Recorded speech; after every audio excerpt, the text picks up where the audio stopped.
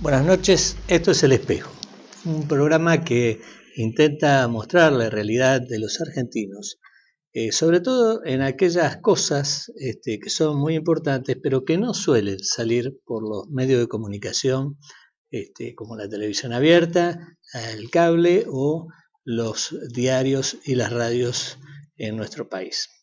Decimos aquí que hay en la sociedad argentina una gran autocensura impuesta por motivos económicos, no por motivos políticos, sino por motivos económicos y corporativistas. Hoy inicio este programa con la ausencia de Carlos Manuel Acuña, que es mi compañero, que está retrasado por el tránsito y bueno, va a llegar en algunos minutos más y se va a incorporar al programa. Salió por ahí ayer la presidenta a hablar de el caso de Amalita Berón y de los jueces. Salió diciendo que bueno, que era una barbaridad lo de los jueces. En realidad la señora presidenta tendría que mirar a su provincia, Santa Cruz, donde hay muchísimos casos parecidos al de Amalita Berón. ¿Por qué se produce este hecho en la provincia más corrupta que tiene la República Argentina, que es la provincia de Tucumán? Existe una concomitancia entre la trata de personas, el mercado de las drogas, el narcotráfico, y la política y la corrupción policial. Sin corrupción política, sin corrupción policial, este negocio no existe. Es imposible de que exista. ¿Por qué se da esta presión, a mi juicio, sobre los jueces? Y muy sencillo. Los jueces en la Argentina de hoy no son independientes. Están presionados permanentemente. Si no se los presiona desde el Poder Ejecutivo, se los presiona desde los poderes ejecutivos de las provincias, y estos jueces en realidad lo único que hacen es tratar de preservar su fuente de trabajo, aunque usted no lo crea, porque muchos jueces son amenazados con hacerle juicio político o disponer su suspensión. En algún momento lo vamos a traer aquí al espejo al juez Tiscornia, que tiene una larga historia de suspensiones de los distintos gobiernos desde 1983 hasta el último, que fue durante la gestión de Cristina, hace poco, donde se le inventaron causas, se lo presionó de todas formas, hasta que, harto de soportar esto, decidió renunciar e irse a su casa. Tenemos como invitado en el programa de hoy a José María Sacheri, abogado, profesor de Derechos Humanos, no derechos humanos tuertos, sino de derechos humanos con los ojos, y le damos la bienvenida. ¿Cómo estás? Gracias por la invitación. Estamos hablando de este tema, y me contaba vos hace un instante fuera de cámara la situación de este hombre. El tema de los indios Pilagá. Sí. Bueno, es curioso, pero en la provincia de Formosa se ha iniciado hace unos 6 años una demanda civil contra el Estado Nacional por 100 millones de pesos. De dólares. Porque en el año 1947, recordemos bien, son 65 años, el 10 de octubre hubo un enfrentamiento entre unos indios de la etnia Pilagá en la zona de las Lomitas, Formosa, con resultas de lo cual, con la gente de gendarmería que protegía a la población, con resultas de lo cual habrían muerto alrededor de 10 a 15 indígenas. Los hechos siguieron por unos días y cuando los abogados de esta demanda civil se dan cuenta, en realidad ya lo sabían de antes, que la causa estaba prescrita, había pasado tanto tiempo que el Estado Nacional no tenía por qué responder por ningún tipo de acto ocurrido en esa época, se les ocurre armar una causa penal por genocidio de los indios Pilagá, de la etnia Pilagá. Entonces estos abogados inventan una federación de comunidades indígenas Pilagá con 4 personas que dicen que son indígenas, lo cual todos tenemos, o no sé si todos, pero buena parte de los argentinos tenemos un poco de sangre indígena, guaraní, tehuelche, araucana. En mi caso, mi primer antepasado cuando llegó aquí a estas tierras se casó con una india guaraní, así que en mi sangre tengo vestigio de... Entonces todos podríamos iniciar este tipo de demandas para cobrarnos entre los argentinos. Sí, una de las cosas, de dinero discúlpame que te interrumpa, una de las cosas que me causa mucha gracia es ver que muchos de los que se identifican como indios de tal o cual etnia, tienen apellidos europeos. Hay varios casos. Tienen apellidos europeos, quiere decir que son mestizos, no son indios, son mestizos. Y por otro lado, una cosa que siempre me ha llamado la atención, ¿por qué llamarlos de esa forma cuando en realidad son ciudadanos argentinos? Tanto como vos y como yo, sí. Y que el Estado Nacional nunca se ha preocupado, nunca, no me refiero a este gobierno, sino nunca se ha preocupado en integrar a esos ciudadanos argentinos a la vida normal. Los han dejado en guetos, que realmente, guetos además terriblemente abandonados, donde viven en paupérrimas condiciones, sin agua, sin luz eléctrica. Mucha gente de esa no ha visto nunca una lamparita encendida. Yo lo conozco por haber caminado, haber andado por el interior del país, haber andado en el Chaco y haberlo visto esto, en la zona del impenetrable, pero nunca se los ha incorporado. Ellos también han resistido esa incorporación, porque sí. En general estos grupos de ciudadanos argentinos, vuelvo a reiterar, resisten esa incorporación. Pero el Estado tiene la obligación de hacerlo en forma compulsiva, ¿no? De ninguna manera se los puede abandonar. Tal es así que muchísimos de ellos están indocumentados. No existen, para el Estado argentino, no existen. Y hablo de indocumentados que tienen 70, 80 años, si es que llegan, porque las condiciones, vuelvo a decir, de vida son paupérrimas, y muchos de ellos, la inmensa mayoría, sufren de desnutrición, niños sí, y adultos, mala alimentación. Esto es un crimen del Estado. Eso sí, es un crimen de lesa humanidad cometido por el Estado Nacional, que nunca, vuelvo a repetir, nunca se ha ocupado de este tema. Pero los gobiernos, cuando llegan los momentos de las elecciones, los usan, sí.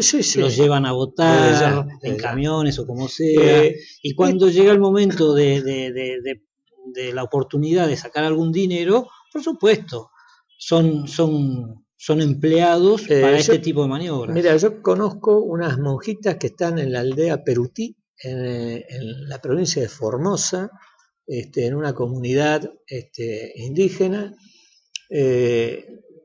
y hay que escuchar las ideas que cuenten en las condiciones que viven y las situaciones por las que ellas tienen que pasar.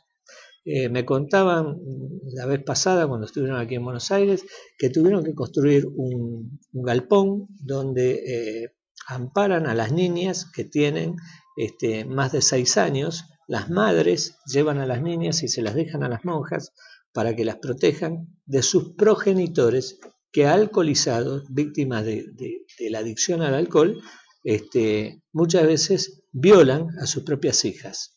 el Estado Nacional no ha hecho absolutamente nada para... Y los para estados poder provinciales tampoco. educar a los estados provinciales menos, porque los estados provinciales los desprecian, esa es la verdad, los desprecian.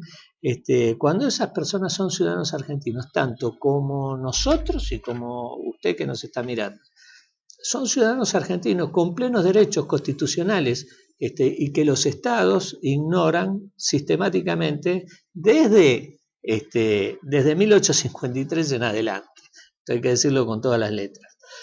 Pero esto que vos me estás contando de esta causa armada, muestra un poco y cómo los jueces hacen lugar a este tipo de cosas.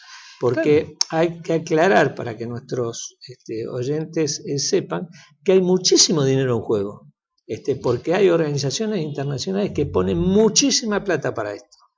Y además, aunque el juicio en sí mismo no tuviera ni tiene ninguna viabilidad, siempre encuentran a alguien en algún organismo nacional o provincial como para que, si la demanda es de 100 millones de dólares, puedan decir, bueno, vamos a aceptar nada más que pagarles 30 o 40 millones de dólares, como si a vos, con tus antecedentes guaraníes, yo también tengo algún antecedente guaraní, y seguramente tengamos algunos otros antecedentes que ignoramos, seguramente, nos hicieran lugar para este tipo de reclamos. Y en definitiva hay una discriminación arbitraria acerca del origen de la sangre, y podría llegar a haber injusticias gravísimas respecto de si uno es de origen español, italiano, sueco, guaraní o araucano, ¿no? Además, esta situación de la que se queja ahora la presidenta, con el tema de los jueces, ella tendría que saberlo muy bien, porque el primer presionador de la justicia es el Poder Ejecutivo Nacional, que lo hemos visto con lo del caso Clarín, y que la verdad que el fallo de la Cámara, dando lugar a la continuación de la medida cautelar que se le había dictado a Clarín, hasta tanto se expida el juez por la constitucionalidad o no de esos dos artículos cuestionados, me sorprendió porque yo creí que en realidad los jueces, presionados por el Poder Ejecutivo, iban a hacer lo que han hecho muchísimos jueces en la República Argentina, que es fallar en favor del Estado Nacional y ceder a las presiones.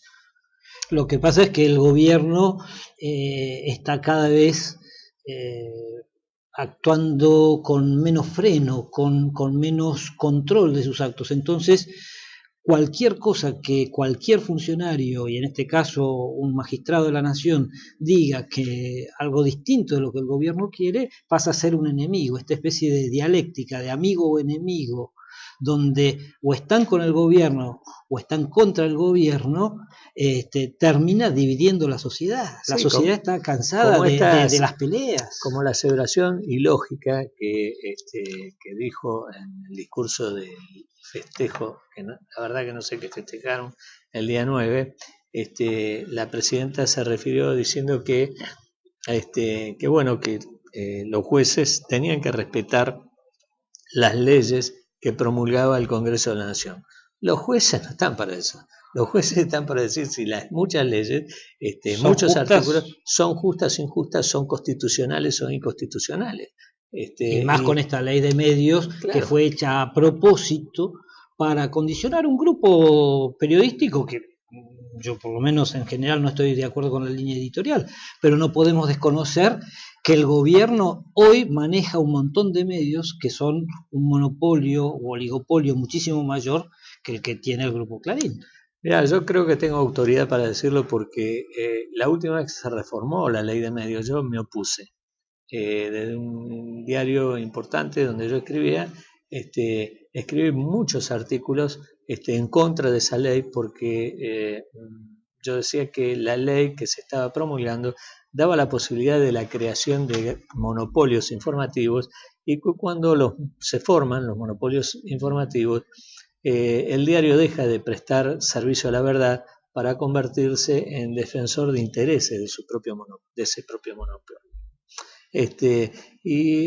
Esto radica en que la vieja ley que fue reformada por Carlos Menem, decía que si yo tengo un periódico no puedo tener un canal de televisión, si tengo una radio no puedo tener un canal de televisión ni un diario, y esto hacía a que no existieran los monopolios informativos. Fue Carlos Menem quien lo permitió y Néstor Kirchner quien se aprovechó de ello. Porque hay que recordar que el diario Clarín, hasta la publicación de aquel asunto de las valijas de Antonini Wilson, el diario Clarín era el único diario al que Néstor Kirchner recibía, y con los periodistas del diario Clarín eran con los únicos periodistas que el gobierno hablaba hasta ese momento. Producido lo del informe de las valijas de Antonini Wilson y todas las consecuencias que vinieron posteriores a eso, Clarín pasó a ser el enemigo número 1 del gobierno. Una cosa realmente ridícula, pero que así se maneja el gobierno nacional. Me parece interesante ver cómo todos los argentinos tenemos que pagar toda la campaña publicitaria que arma el gobierno nacional para su exclusivo beneficio. Sí, en realidad el superministerio que se ha transformado hoy la Secretaría de Prensa de la Nación gasta 2,5 millones de pesos diarios, 2,5 millones de pesos diarios en publicidad para el Estado Nacional. Que es para el gobierno. Dinero que sale del ANSES, que sale, no le pueden pagar a los jubilados el 82%, pero sí pueden utilizar 2,5 millones de pesos por día para hacer publicidad, para financiar toda la publicidad que sale a través de los medios, que vemos que es bastante y mucha, y pesada a veces, pero que se hace con esos dineros de todos los argentinos.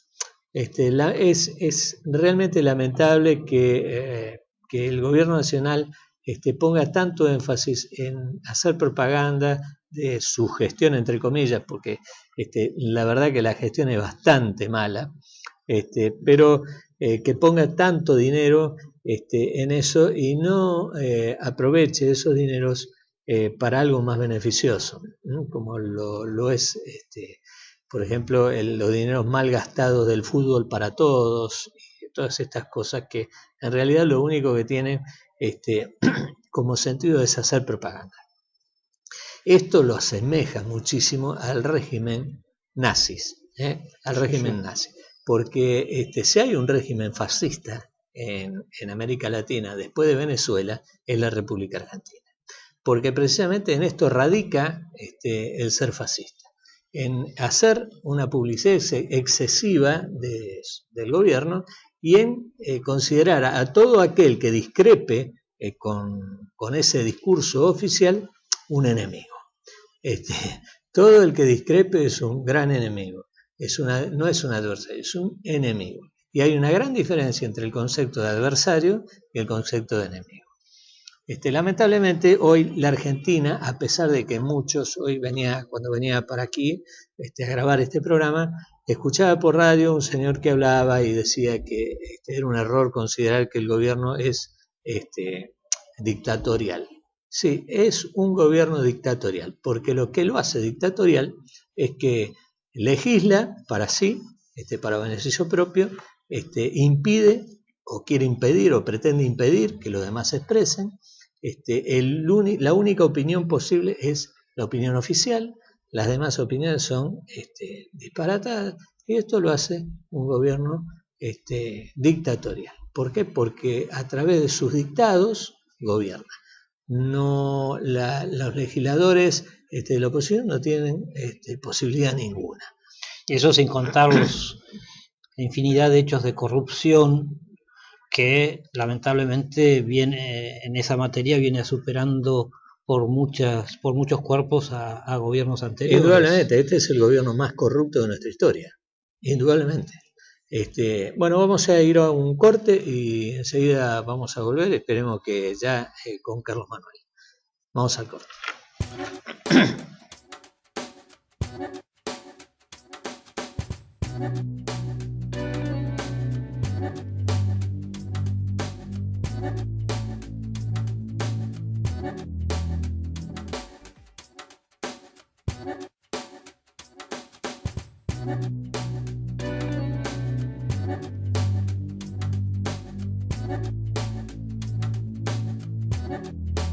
Bueno, estamos de vuelta y Carlos Manuel no ha llegado, pero vamos a seguir hablando con el doctor José María Sacheri sobre esto que está sucediendo hoy, que se ha puesto la presidenta sobre el tapete, que es los problemas con los jueces. Lo que pasa también que, José María, que está desarticulada la República. Se está quebrando cada vez más la República. La división de poderes es uno de los elementos importantes de la República consagrado en nuestra Constitución, pero es un punto que hace de modo central a nuestro modo y a nuestra historia, en definitiva, a nuestra corta historia, pero historia al fin. Fíjate en el tema de los juicios por los derechos humanos. Hoy están siendo juzgados cientos de personas por supuestos delitos de lesa humanidad. Y eso en principio parece bien. Si hubo delitos, parece bien que sean juzgados.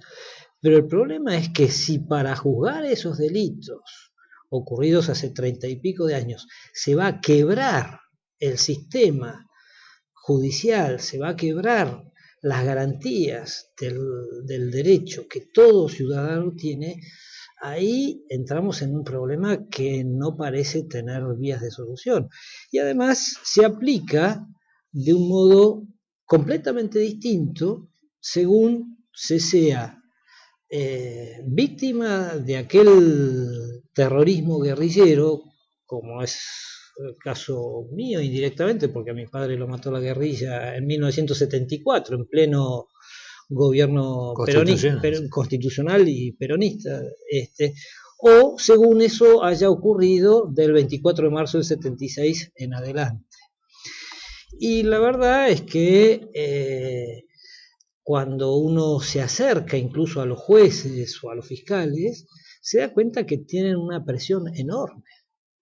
Hace unos años estaba conversando con un juez importante, amigo, y le hice un comentario acerca de por qué estaban procediendo a detener más personas, o en los casos de pedidos de excarcelación se denegaban casi en forma automática. Y él me dijo: mirá, ¿sabes qué pasa? Yo no tengo margen como juez para aplicar la ley. ¿Cómo le digo? ¿Cómo no tenés margen para aplicar la ley? No, las presiones son de tal magnitud que si yo contradigo lo que dice el gobierno, o me tengo que ir, o me piden un juicio político, como de hecho le habían pedido un juicio político, le habían iniciado un juicio político, y lo llevaban contra las cuerdas, aunque no hubiera elementos de ninguna seriedad para un pedido de juicio político. Pero eso, ¿quiénes eran? Básicamente los legisladores, los diputados, llámese Diana Conti, Kunkel, oficialistas, que son los que responden a esta especie de pantalla, en definitiva, de que este gobierno ha sido el verdadero defensor de los derechos humanos, cuando es absolutamente falso. Sí, porque estos personajes que vos nombras son, parafraseando a la presidenta de la Nación, son los demócratas con los fierros, ¿no? Sí, precisamente, de los fierros. Porque Kunkel, por ejemplo, ha sido montonero y es sabido. Diana Conti también. Y bueno, ellos hoy nos dan lecciones de democracia. Nos dicen cómo debe ser la democracia. La democracia de los fierros. La democracia de los fierros. No, la verdad que esto parece el país de Marina Elena Walsh. El reino del revés. El reino del revés. Bueno, ahí ha llegado don Carlos Manuel Acuña y vamos a hacer un pequeño corte y así lo incorporamos a la mesa.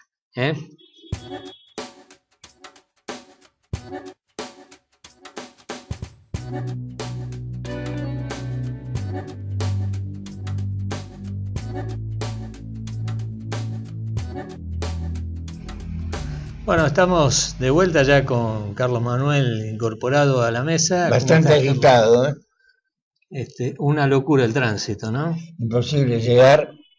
En la televisión, los bares, que veía el desastre de lo que estaba ocurriendo frente a la casa de Tucumán. Lo estaban atacando, voltearon el vallado. No tengo más noticias porque venía el taxi protestando, el taxista y yo, por la demora. Desde mi casa hasta acá, que se llegan 20 minutos, hemos demorado más de una hora. No he visto las banderas de quienes están frente a la casa de Tucumán, pero seguramente son partidarios del gobierno. Porque es muy factible, fue lo primero que se nos ocurrió. La presidenta hoy tuvo expresiones... La presidenta, perdón. Tenés razón. Tuvo expresiones hoy muy duras con los jueces, quejándose. Claro, quieren aprovechar este envión para amedrentar al resto de los jueces. Pues esto es una cosa de loco, que hay que descifrar, hay que ir viendo cómo viene la madeja. Y la presidenta, seguramente estas expresiones son para amedrentar a los jueces que tienen que decidir en la causa Clarín.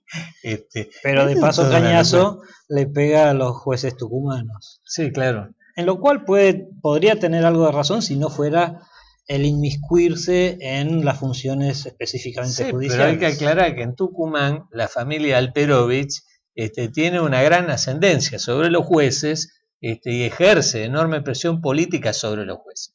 Y en este caso hay que recalcar muy bien que el delito de trata de blancas, que está íntimamente ligado con el tema de narcotráfico, es un delito que no existe si no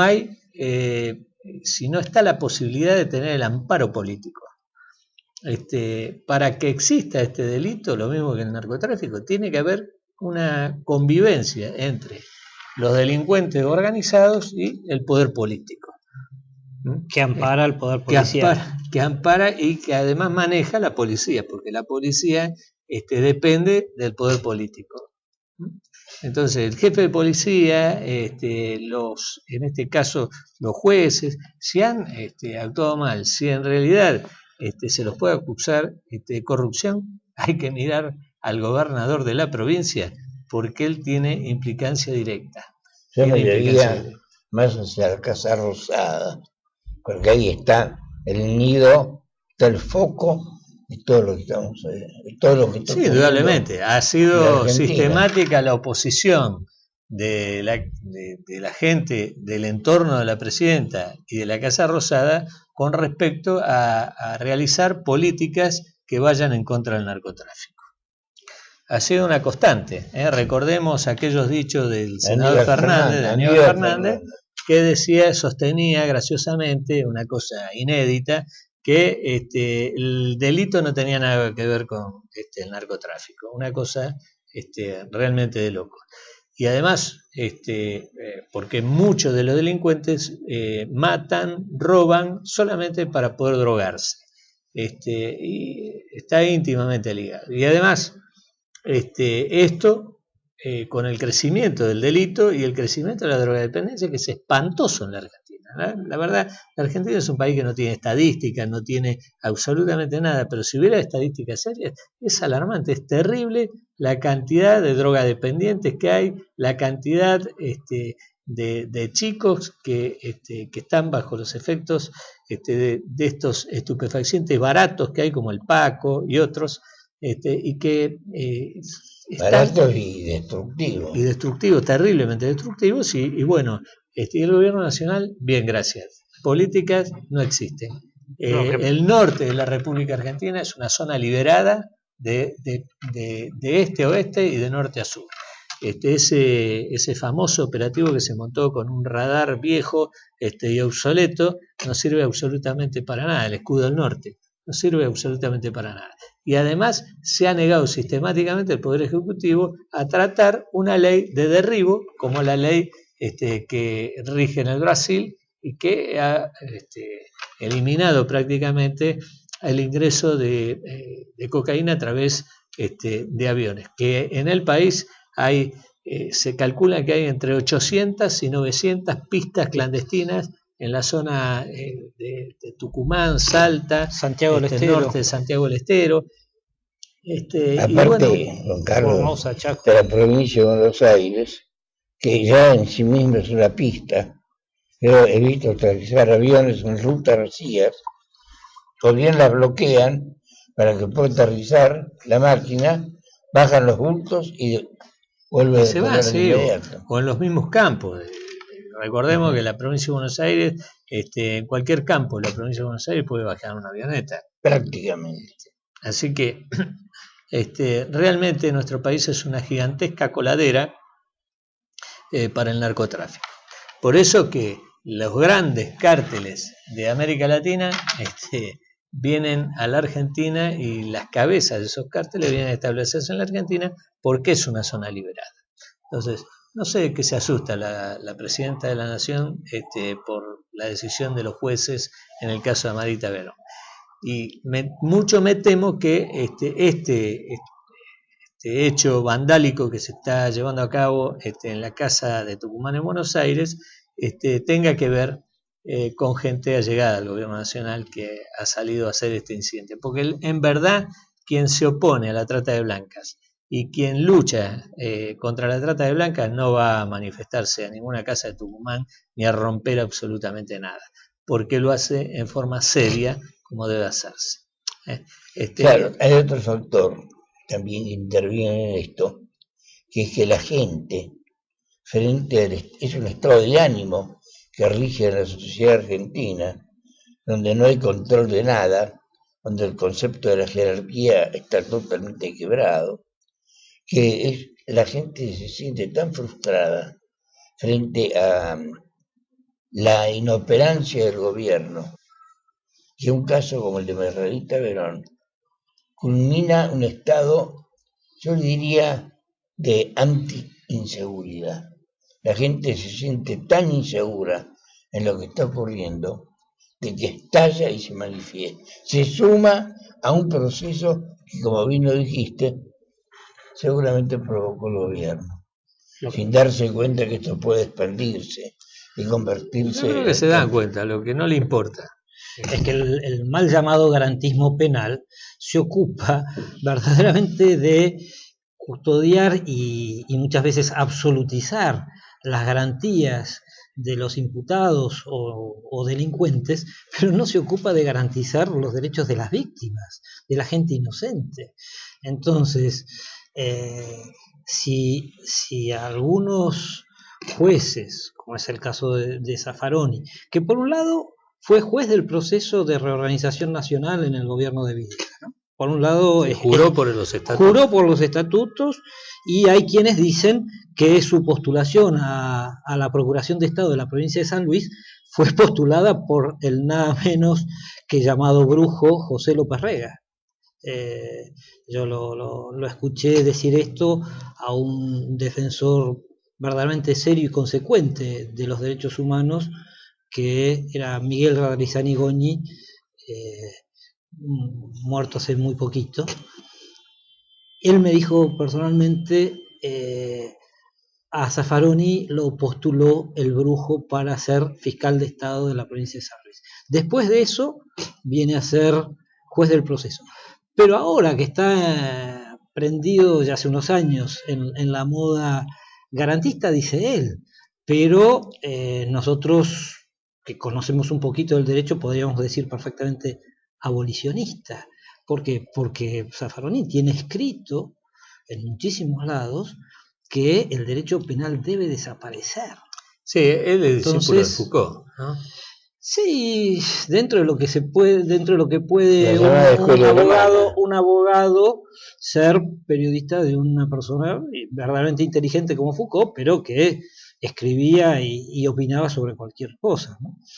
Pero lo que es objetivo es que la sociedad, las personas que tratamos de hacer el bien y que no cometemos delitos, estamos cada vez más a expensas de quienes, ya sea desde el gobierno o en la calle, permanentemente nos atacan. Y nos atacan a través de actos de corrupción, pero también con una pistola y matándonos, robándonos, hiriéndonos. Y esos delincuentes sí tienen derechos. Nosotros, los que somos víctimas de esos delitos, no los tenemos. Y eso, más allá de responder a una corriente jurídica importante, ha sido alimentado permanentemente en este gobierno. Y si la policía reprime cumpliendo con su deber, si la gendarmería también lo hace, o la prefectura, los que pagan el pato son los policías, la gendarmería y la prefectura. Por eso también hay una contención en la fuerza del orden, porque además les han quitado funciones. Acá antes se hacía inteligencia a fondo sobre el delito. La gente, había mecanismos especializados. La policía tenía, se llegó a decir que era una de las mejores del mundo. Y en este momento, como todas las cosas buenas que hay en Argentina, este gobierno se ha encargado de... Y lo que decía de las estadísticas en materia de narcotráfico. Además te hago un agregado. En los últimos años, en los últimos 10 años, se ha permitido, porque antes cuando una persona se postulaba para ingresar a la policía de la provincia de Buenos Aires, a la Policía Federal, tenía que demostrar que tenía una buena familia, que procedía de una buena familia, que no tenían antecedentes sus familiares directos, no tenían antecedentes penales, y que él no tenía antecedentes penales. En los últimos 10 años eso se obvió y se permitió ingresar todo tipo de espécimen en las policías, tanto provinciales como en la Policía Federal. E incluso por decisión y imposición del señor Aníbal Fernández, cuando era ministro del Interior, entraron a la escuela de oficiales de la Policía Federal innumerable cantidad de piqueteros. Innumerable cantidad de piqueteros. ¿Qué concepto puede tener sobre la seguridad esta gente que ingresó? Y además uno puede hablar con algún oficial jefe y le va a decir, si tiene confianza, le va a decir el enorme desorden institucional que existe a consecuencia de esto, cómo está rota la cadena de mando, cómo está rota la disciplina dentro de las fuerzas, y bueno, una fuerza indisciplinada, desordenada, y que además tiene las limitaciones que tiene por ley, porque se han sacado leyes impidiéndole hacer inteligencia, impidiéndole hacer el trabajo policial, y la detención de personas para identificar, en fin, una serie de cosas que eran atribuciones que tenía la policía que servían para poder hacer verdaderamente prevención. Qué ejemplo más claro que el del batallón militante, ¿no es cierto? Sí, claro. Fíjense que me han informado del Servicio Penitenciario Federal que hay prácticas de tiro nocturno de presos que integran el batallón militante. Es decir, hay presos por delitos graves que van de noche custodiados por el Servicio Penitenciario Federal a hacer prácticas de tiro. Me pregunto para qué se les enseña tiro a personas que cometen delitos. Incluso te agrego algo, en las cárceles de mujeres, cosa que era antes impensable, los guardiacárceles mantienen relaciones con las detenidas, y esto está permitido por el Servicio Penitenciario Federal. Esto es bueno transmitir a la gente, a la audiencia, el grado de peligro que está viviendo la sociedad argentina, de peligro moral y de peligro físico. Esto sin duda va a tener consecuencias cada vez más graves. Hoy las estamos viviendo, pero las estamos viviendo en estado incipiente, se van a profundizar, y de esta situación a lo que podemos llamar en buen español el desorden absoluto, hay muy poca distancia. Yo diría que estamos viviendo el germen de la anarquía, y cuando empieza el germen de la anarquía, o se lo corta de un tajo o la anarquía vence. O la anarquía vence, exactamente. Bueno, vamos a ir a un corte, así después venimos en el último bloque.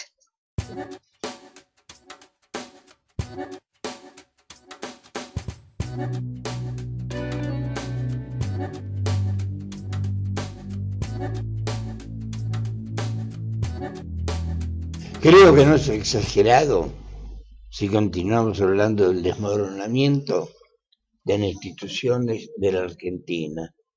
No sé si porque vengo exaltado, porque me pasó demorar más de una hora para llegar aquí a raíz de lo que ocurre frente a la Casa de Tucumán, pero que hay que decir y hay que poner bien en claro, la gente comienza a actuar por sí misma, al margen de las autoridades. Está bien que acá no incita el gobierno y despierta la chispa que deriva en estos incidentes, pero la Argentina se está acabando. Hay una denuncia que circula, yo espero que algunos de los jueces o de los abogados que intervienen en esto la formalicen. Escuchen bien esto. Dicen, sostienen y pueden demostrar que a los elementos peligrosos que integran el batallón militante hacen prácticas de tiro nocturno en la escuela de la policía, del Servicio Penitenciario Nacional. Creo que hemos llegado ya a la culminación de las barbaridades que puede hacer un gobierno o una administración en una sociedad como la Argentina, que además va a explotar, porque el tema de la inflación, el tema de la incapacidad de surtir las necesidades diarias progresivo, genera el mal humor. Entonces es inexplicable que quieran insistir en la reelección.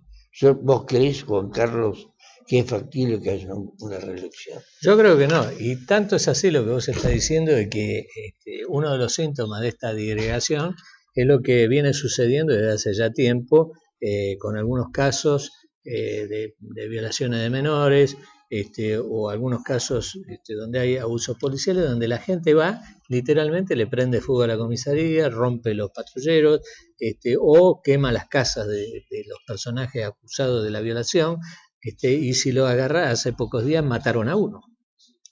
Esto es... Y luego se echó tierra sobre los asuntos. Nadie fue. No digo que no esté bien muerto el violador, no lo digo eso, pero digo de que es un delito y que tal vez respetando la dimensión de lo ocurrido no se avanza en ningún tipo de investigación. Claro, yo creo que estos son síntomas de la descomposición que sufre la sociedad, producto de la insatisfacción de la gente porque no obtiene respuesta de la justicia, ni tiene respuesta de las autoridades, y cuando se trata de dar una respuesta pasa lo que pasó con esta chiquita en Morón, que fue secuestrada y asesinada, donde la fuerza policial, presionada por la política para tener una respuesta rápida, hizo mal las cosas. Y por eso, finalmente, quienes fueron detenidos, que indudablemente están implicados en el asesinato de esta niña, tuvieron que ser dejados en libertad. Con errores procesales. Con errores procesales gravísimos, y que esa es la realidad que vive hoy la Argentina. Las fuerzas policiales no quieren, si no se llevan por delante un delincuente, no quieren salir a buscar a ninguno porque indudablemente tienen miedo a las consecuencias. Porque vos fíjate, la ministra Garré fue difundido hace poco un video donde la Policía Federal detuvo a un hombre que acababa de cometer un ilícito, un robo a mano armada, y lo tenían, como hacen todas las policías del mundo, por seguridad, lo hacen tirar al piso, lo esposan en el piso, y lo tenían ahí en el piso mientras estaban haciendo la diligencia para trasladarlo a la dependencia. La ministra vio eso por televisión, que estaba una cámara de televisión filmando, y le elevó al jefe de la Policía Federal una orden que sea transmitida a todas las dependencias policiales, que se estaba violando de esa forma los derechos humanos del delincuente. Que debía quedarse sentado en un patrullero que no estaba. Porque estaba lloviendo y se mojaba. Y los derechos de las personas que fueron asaltadas, ¿quién se ocupa de eso? ¿Quién se ocupa de los derechos de los policías? Porque los policías ponen en riesgo su vida cuando enfrentan a un delincuente de estas características. Bueno, esto es una cosa de locos, que el Estado está impulsando a esta locura que está viviendo la sociedad argentina, donde todo es un desmadre, donde todo es un pequeño infierno, en cada situación que sea es un pequeño infierno. Bueno, es un fenómeno ideológico. Es un fenómeno ideológico, no es privativo de la Argentina, existe en otras latitudes, pero no con la profundidad y la dimensión de lo que se está dando aquí entre nosotros. Es de una gravedad inusitada. Antes un chico podía ir a la calle a cumplir un mandado, hoy mejor que no lo haga. Hay tráfico de órganos que se venden a un precio fabuloso ante pedidos en el país y en el exterior, y eso no se lo investiga. Yo creo que no es cuestión de imprudencia, no es cuestión de una simple incapacidad. Detrás de esto hay una perversidad ideológica, que es lo que quieren imponernos. Viene con el cambio de la historia, que pretenden modificar.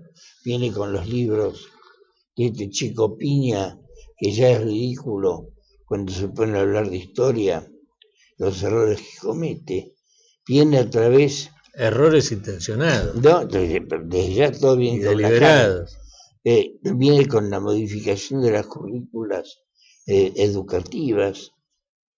Si sumamos todos estos componentes, todos estos elementos, entramos a definir la decadencia de la ex República Argentina. ¿Y por qué digo ex?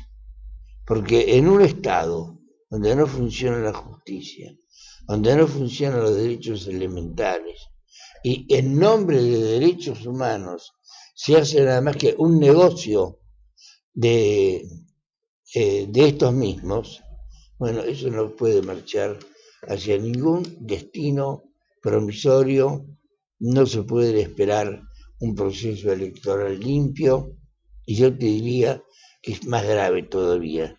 Este desmoronamiento implica también la destrucción del sistema político vigente, la división de poderes, ahora afirmada por la actitud de la Corte en el caso Clarín, pero todavía no definido del todo.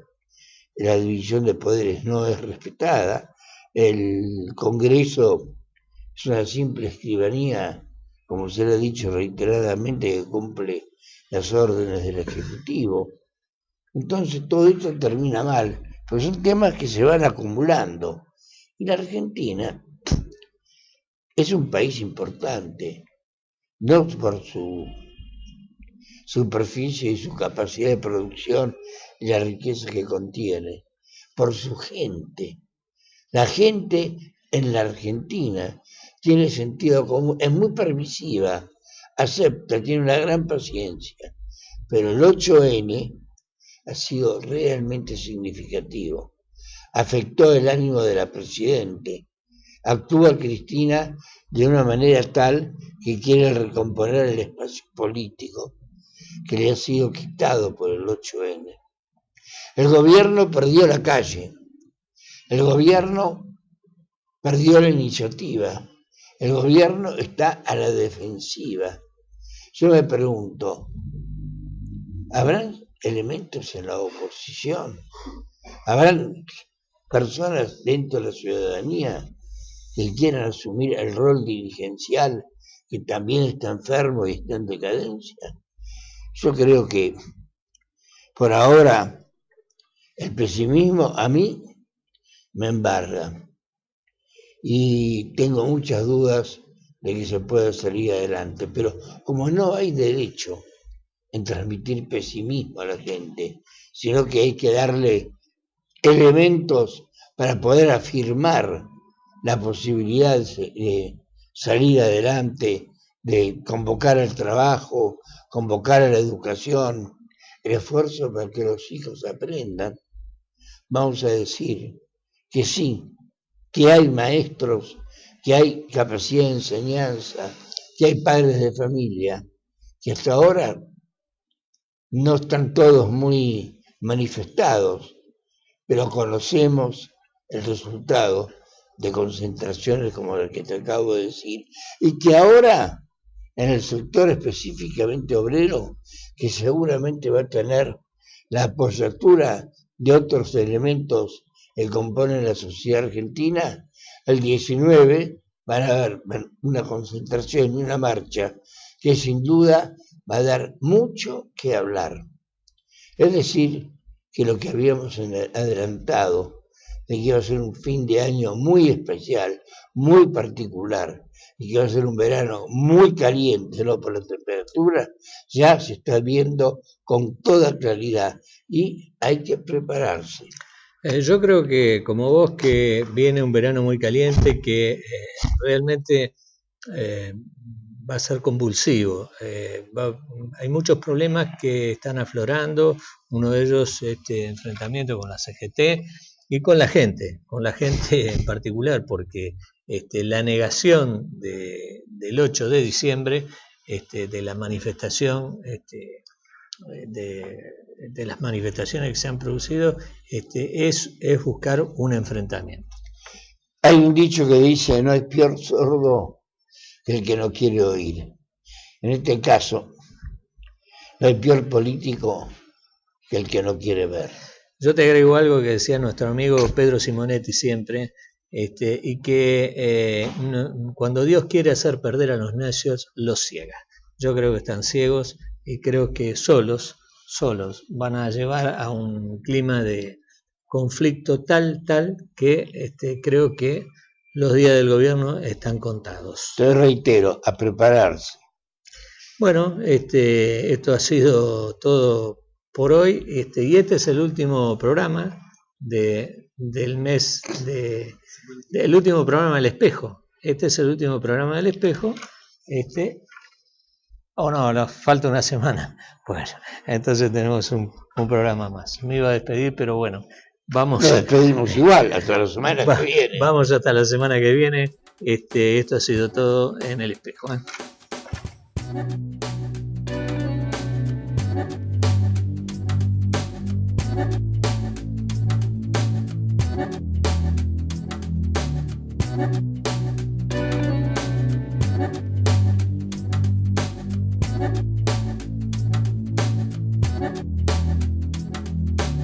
Thank you.